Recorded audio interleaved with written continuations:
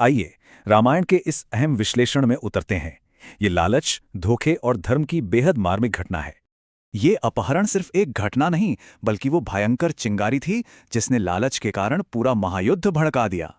पंचवटी की शांत सुंदरता के बिल्कुल विपरीत रावण का मन प्रतिशोध और भयंकर लालच की आग में जल रहा था।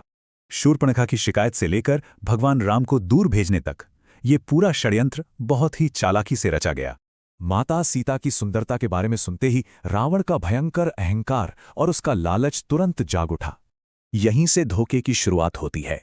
मारीच रूप बदलकर एक अद्भुत और चमकता हुआ स्वर्ण मृग बन जाता है। इसकी सुंदरता पर मोहित होकर माता सीता इसे मांगती हैं और भगवान राम हिरण को पकड़ने निकल पड़ते हैं। राम के बाण से मरते हुए मारीच ने बड़ा छल किया। उसने राम की आवाज में मदद के लिए पुकारा। ये झूठी पुकार सुनकर माता सीता घबरा गईं। उन्होंने लक्ष्मण को तुरंत राम की मदद के लिए जाने को कहा। जाने से पहले लक्ष्मण ने सुरक्षा के लिए एक दिव्य रेखा खींची जिसे कोई भी पार नहीं कर सकता था। रावण ने धोखे की सारी सीमाएं पार कर दीं।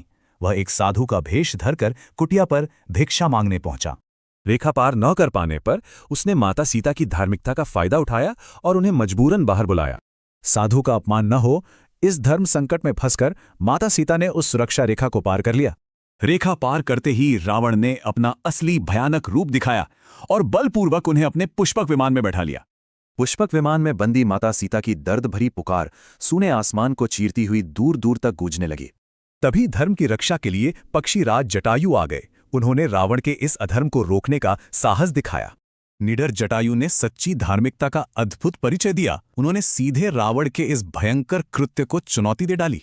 दोनों में भयंकर युद्ध हुआ। जटायु ने बहादुरी से लड़ाई की, लेकिन पंख काटे जाने पर वे नीचे गिर पड़े।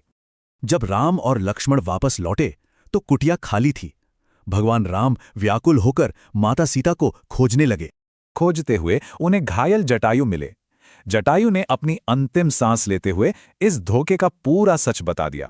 आंखों में आंसू लिए भगवान राम ने धर्म की स्थापना और रावण के सर्वनाश का एक बहुत महान प्रण लिया। यह घटना सिखाती है कि लालच और धोखे का परिणाम विनाशकारी होता है। जीत हमेशा सिर्फ धर्म की होती है। अंत में एक गहरा सवाल सोचने पर मजबूर करता है। रामायण का कौन सा मूल्य सबसे ज्यादा प्रेरित करता है?